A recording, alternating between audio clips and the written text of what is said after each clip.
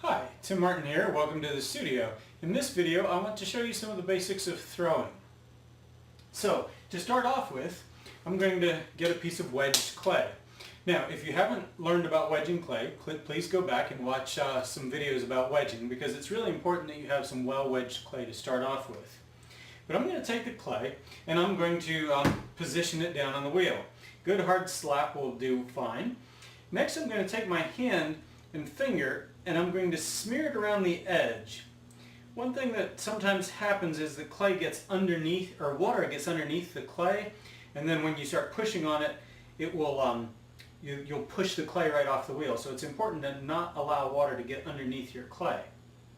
Now, some people use a sponge, some people don't. I prefer using a sponge, and the sponge I prefer using is a natural sponge. They tend to last a bit longer than synthetic sponges. So I'm going to use the sponge to get the outside surface of the clay nice and wet so my hands slide over it. As far as hand position, I'm going to take my left arm, take my left elbow, and firmly place it right in front of my left hip bone. I'm going to be pushing on the clay with the heel of my left hand. So that's going to be pushing like so. My fingers may or may not rest on the clay, that doesn't really matter, but the force is going from my body right into the clay. You'll notice that my stool is right up against the edge of the wheel, so my legs can wrap around the splash pan. That way I can lean in with my whole body. With my right hand, I'm going to push down with the pinky side, or the right hand side of my right hand, coming down from the top. Holding the sponge in my hand, I can squeeze water out as necessary, and if the clay gets a little bit dry, I can squeeze out a little more water so the hands slide nicely over the clay. Now if you watch other people throw, you may see that frequently people squeeze the clay, lift it up, and then push it back down. This is another technique for doing a little more wedging to help keep the clay nice and smooth. Now it's important that you don't let go too quickly, because if you let go quickly, you'll see that the clay has become out of center. As you push in, you lean in very hard. Again, my left arm is planted against my left hip bone, and I'm pushing in with the heel of my left hand, coming down with the side of my right hand, squeezing out water as necessary so my hands slide smoothly over. Once the piece is centered, I just slowly release my hands and the clay is nicely in the center of the wheel. The next step is to raise the pot. Again, some people go down with their thumbs or fingers. I tend to prefer a sponge. What's important is you find a method that works for you. I'm going to brace my hands wide, holding on to my right hand with my left hand, and I'm going to go down in slightly off center with my right hand. Now I said slightly off center. If I go down directly in the center, a lot of times it's easy to start a wobble process, and it's actually easier to keep the piece centered if you push your hand slightly off center. And I'm going to push down until I get to the center.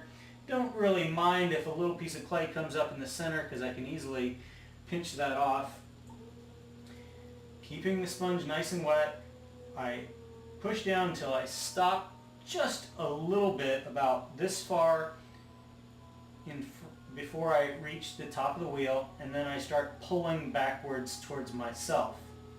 The first thing that I must complete is the inside bottom of the form I'm working on, because if I raise this up and I have a tall piece, it will be very difficult to go down in and finish that bottom after the top has been constricted.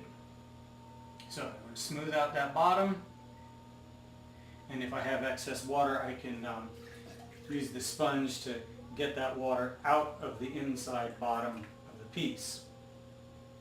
So the clay looks centered still, and I've opened it. Now I'm ready to start raising. Usually I slow the wheel down quite a bit for raising, and I'm going to pinch the clay between my outside and inside hand. Always put the left hand on the inside and I'm pushing against the side of my left fingers with the knuckle of my right hand. So again, with the clay nice and wet, I'm going to push with my outside hand against my inside fingers. First thing I want to do is just taper the clay, and then I'll really start the process of raising. You'll notice that as I push in, there's a lump of clay above my right knuckle. I want to bring that clay all the way up the wall of the cylinder that I'm building. A good goal to start out with is start with about 2 to 2.5 pounds or a kilogram of clay.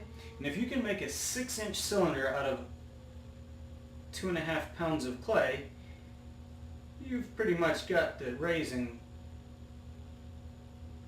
figured out.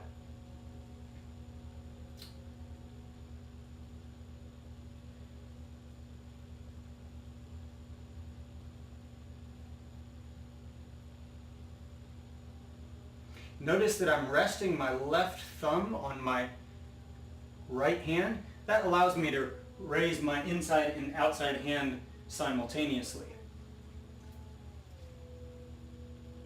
Again, I'm going to push down very firmly, push in with my right hand, my right index knuckle, pushing against the sides of my fingers of the inside hand. And if I hold my hands properly, the only direction the clay can go as I pinch it is vertically. Once I start getting a cylinder, I want to start thinking about shaping the pot. If I push out more with my inside hand, the cylinder will get wider.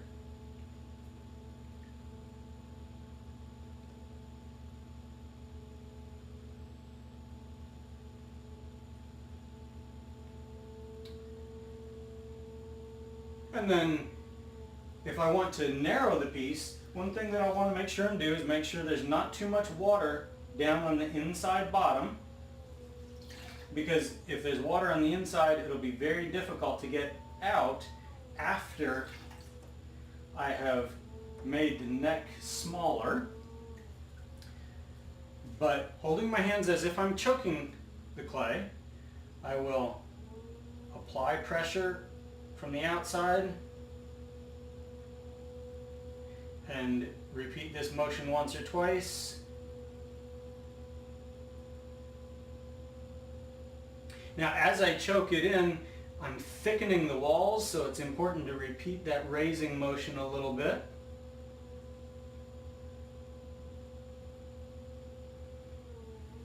And I can refine the form.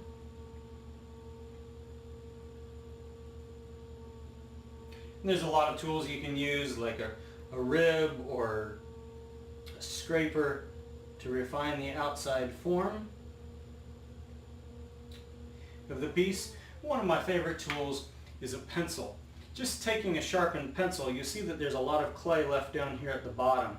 What I can do is take this pencil along the base of my form and just follow it down along that curve until I hit the wheel head, and now I can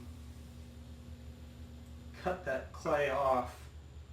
So that excess clay is helpful as I'm raising and turning the piece, but as I go higher up, I don't need that clay anymore and I can cut it off. By trimming this now, it saves effort later on, so there was less clay that I'll have to trim off after the piece starts to dry. I hope you find this helpful, and please take a look at some of my completed work at timmartinstudio.com, and thanks for watching.